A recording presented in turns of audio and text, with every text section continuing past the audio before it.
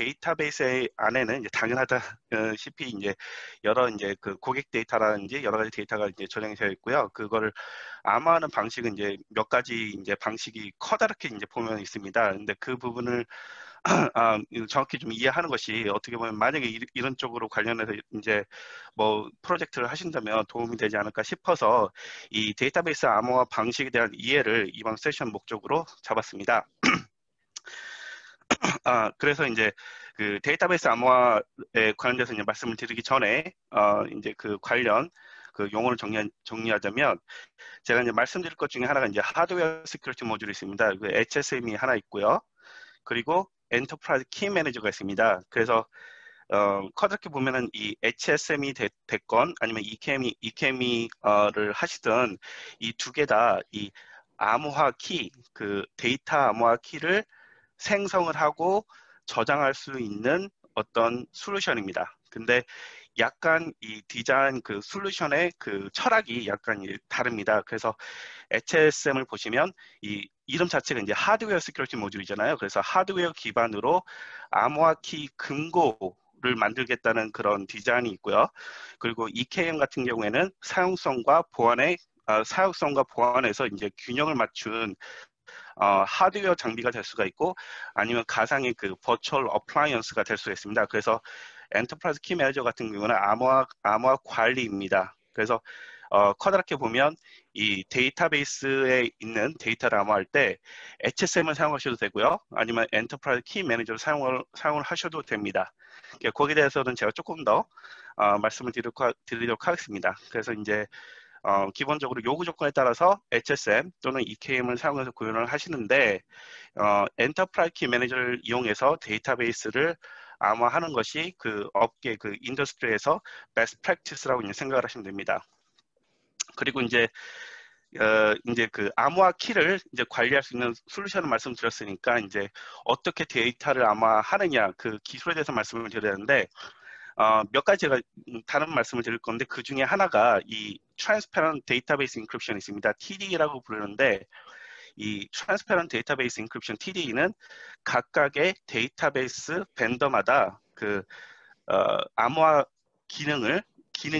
그 여러 기능 중에 암호화 기능이 하나입니다. 그러니까 오라클에도 이제 오라클 TD가 있고요. 암호화 기능이 있고 그리고 뭐 마이크로소프트 SQL 서버에도 이제 그 TD 피처가 있습니다. TD 기능이 있습니다.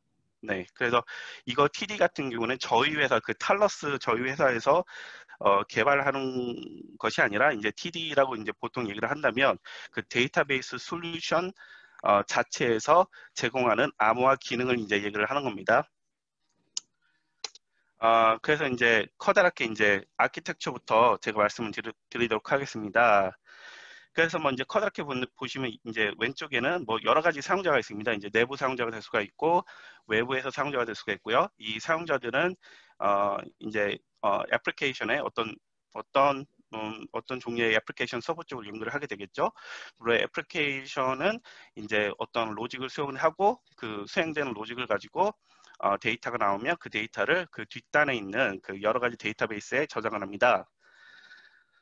그리고 이제 데이터베이스 쪽을 보면 이제 DBA가 이제 기본적으로 관리를 하고요.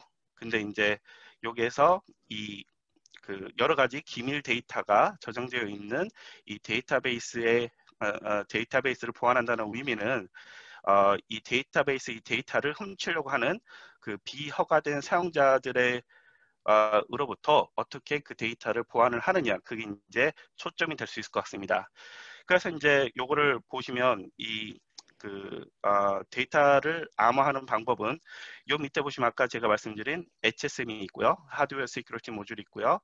아니면 EKM, 엔터프라이즈 키 매니저가 있습니다. 그래서 여기 보시면 제가 그 약간 옵션으로 말씀드린 건데 HSM이 될 수가 있고 EKM이 될 수가 있습니다. 근데 제가 아까 말씀드린 것 중에 하나가 그 EKM, 엔터프라이즈 키 매니저를 이용하는 것이 베스트 프랙티스라고 말씀드렸는데 그 말은 뭐냐면 만약에 EKM으로 구현을 할 경우에 그 인더스트리 베스트 프랙티스는 이 뒷단에 HSM이 들어갑니다. 그래서 지금 여러 가지 이제 애플리케이션 쪽에서 연동을 하는 방법이 있겠고 데이터베이스 쪽에서 연동이 할 수 있는 방법이 있겠는데 이 베스트 프랙티스는 데이터베이스가 EKM과 연동이 되고요. 그 다음에 EKM은 또 HSM과 또 연동이 됩니다. 그래서 데이터베이스, EKM, HSM으로 가게 됩니다. 그래서 이번에 대해서 조금 더 말씀드리면 일단 이 데이터베이스에는 어떤 데이터베이스가 이제 암호화가 되겠죠. 그럼 그 암호화 키가 그 EKM 위에 저장이 되고요. 그럼 이제 만약에 데이터베이스가 여러 대다, 여러 서버가 있다 그러면 그 여러 개의 데이터베이스 암호화 키가 EKM에 저장이 되고요. 이 여러 가지의 그 데이터베이스 암호화 키들은 다시 암호화가 돼서요. 이 전체를 또 암호화한 마스터 키가 이 HSM에 저장이 됩니다. 그래서 HSM은 마스터 키가 저장이 되고요. 그리고 EKM은 그 데이터베이스를 암호화한 키가 저장이 되고요. 실제 데이터베이스에는 실제 데이터베이스들이 암호화돼서 이제 저장이 됩니다. 그래서 데이터베이스와 연동을 하는 것이 베스트 프랙티스입니다. 자, 그 다음에 이제 13분이 남았군요. 네. 그래서 그 다음으로 보시면 이제 데이터베이스 암호화 방식의 이게 어떻게 보면 제가 말씀드리고자 하는 가장 중요한 포인트라고 볼 수 있습니다. 그래서 그 데이터베이스 암호화하는 방식에는 세 가지 방식이 있습니다. 그래서 첫 번째는 그 API를 불러서 암호화하는 방법이 있고요. 어플리케이션 쪽에서 암호화하는 방법이 있고, 그 다음에 또는 데이터베이스에서 암호화하는 방법이 있습니다. 데이터베이스에서 암호화할 때는 그 테이블의 컬럼 암호화를 진행할 수가 있고요.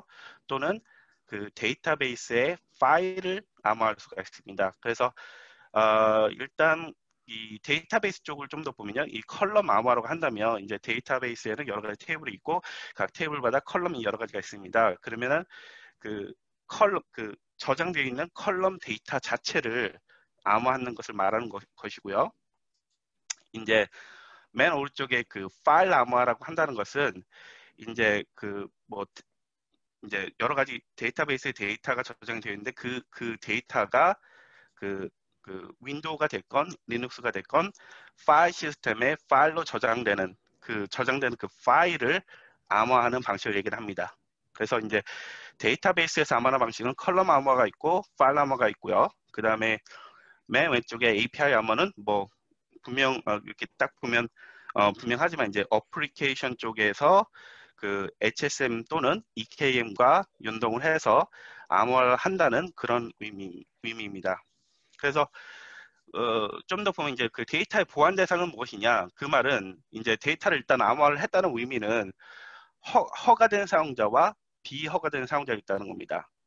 그러니까 허가된 사용자는 암호화가 됐음에도 불구하고 허가된 사용자가 데이터를 액세스할 때는 데이터가 복구화돼서 클리어하게 보인다는 의미고요. 비허가된 사용자는 데이터를 액세스할 때 암호화된 데이터 상태로 보게 된답니다. 보게 된다는 의미입니다. 그리고 비허가된 사용자는 데이터를 복구할 수가 없습니다. 디크립트를 할 수 없습니다. 왜냐하면 이 비허가된 사용자는 그 암호화 키 쪽으로 액세스가 불가능하기 때문에 그렇습니다. 그래서 항상 이제 데이터를 암호화한다는 것은 허가된 사용자와 비허가된 사용자를 나눈다는 의미인데 각각의 암호화 방식과 비교해서 볼 때 일단 API 암호화 같은 경우에는 그 어플리케이션 사용자, 그러니까 어플리케이션 사용자를 허가 사용자와 비허가된 사용자, 그리고 중요한 거는 DBA라 할지라도 이제 허가된 사용자와 비허가된 사용자, 데이터베이스 사용자라고 한다면 이제 실제 이제 데이터베이스에서 이제 로그인하는 여러 데이터베이스 유저가 있겠죠. 그 데이터베이스 유저도 허가된 사용자와 비허가된 사용자로 나눈다는 의미입니다. 그래서 보시다시피 API 방식에서 어플리케이션에서 암호화를 하는 것이 어떻게 보면 가장 좋은 방법이 되겠죠. 왜냐하면 보시다시피 여러 종류의 사용자를 허가된 사용자와 비허가된 사용자로 나눌 수 있습니다. 그에 반해 이제 컬럼 암호화나 이제 데이터베이스 쪽에서 암호화할 때 경우인 거죠. 그래서 그 데이터베이스에서 컬럼 암호를 할 때는 이제 애플리케이션 사용자는 저희가 이제 타겟팅을 하는 것보다 이제 DBA와 데이터베이스 사용자를 저희가 나눠서 보호를 한다는 거고요. 마지막으로 파일 암호화를 한다고 한다면 이제 오로지 DBA는 저희가 보호를 못하고 오로지 데이터베이스 사용자만 허가된 사용자와 비허가된 사용자로 나눈다는 의미입니다. 그래서 다음 포인트를 본다면 구현 난이도로 볼 때 이 어플리케이션 암호화를 하는 것이 가장 어렵고요. 컬럼로 암호화를 한다는 것이 뭐 중간 정도가 되고 파일 암호화를 한다는 것이 가장 쉬운 방법입니다.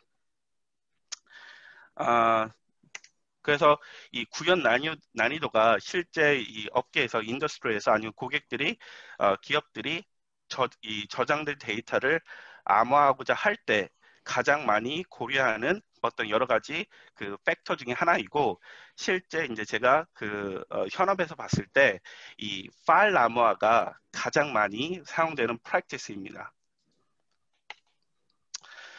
그래서 이 다시 한번 그 아키텍처의 다이어그램으로 돌아와서 제가 말씀드렸듯이 여기서 애플리케이션 쪽에서 HSM과 EKM을 통해서 이쪽에다 암호화 키를 생성하고 API 콜을 통해서 데이터 자체를 암호화하는 방법이 있겠고요. 그래서 보시다시피 여기에 그 에이전트가 있겠죠. 어떤 이제 호출할 수 있는 API 호출할 수 있는 에이전트가 설치가 될 수 있겠고요.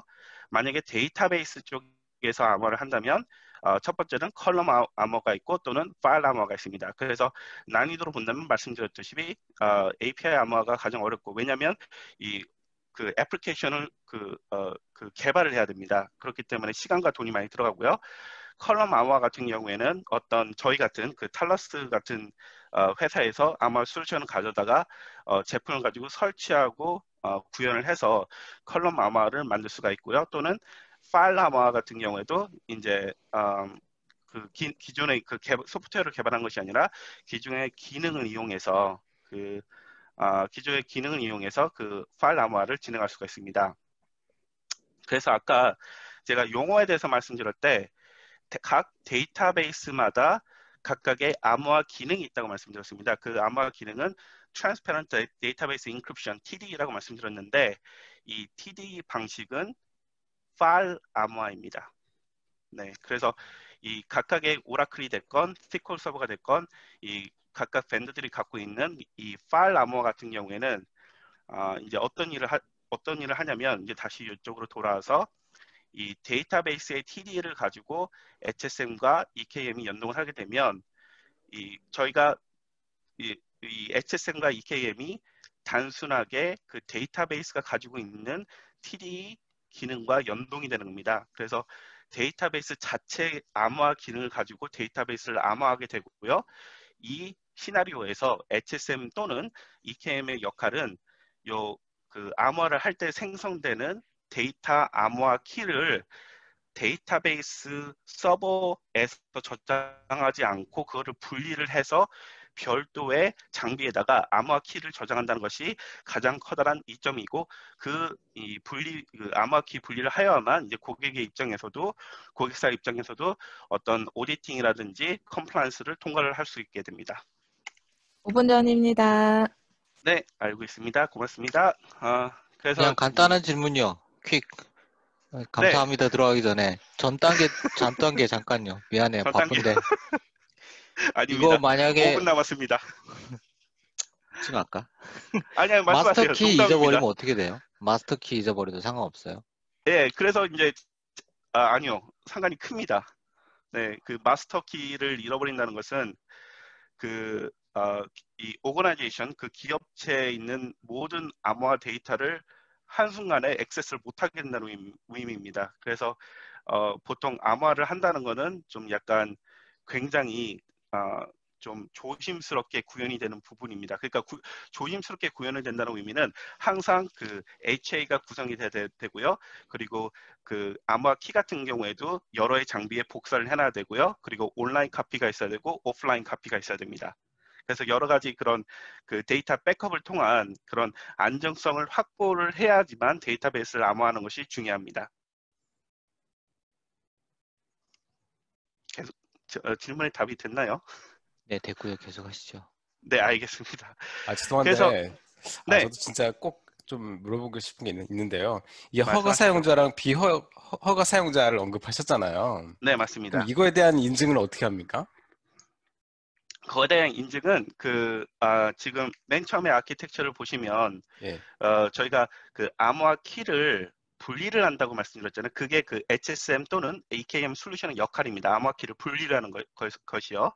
그 말은 뭐냐면 데이터베이스 입장에서는 어떤 사용자가 그 암호화된 데이터를 액세스를 하려고 할 때 이 HSM 또는 EKM 쪽으로 그 암호화 키 액세스를 요청을 해야 됩니다. 그때 그 또 다른 이 보안 그 크립토 유저를 이쪽에서 관리를 합니다. 그래서 그 기존의 그 뭐 데이터베이스 사용자라든지 애플리케이션 사용자 위에 이 위에 또 다른 그 크립토 유저를 만들어서 뭐 애플리케이션이 됐건 데이터베이스가 됐건 암호화 키를 액세스 하려고 할 때 그 크립토 유저의 크리덴셜을 제공을 해야만 이제 암호화 키를 제공할 수 있습니다.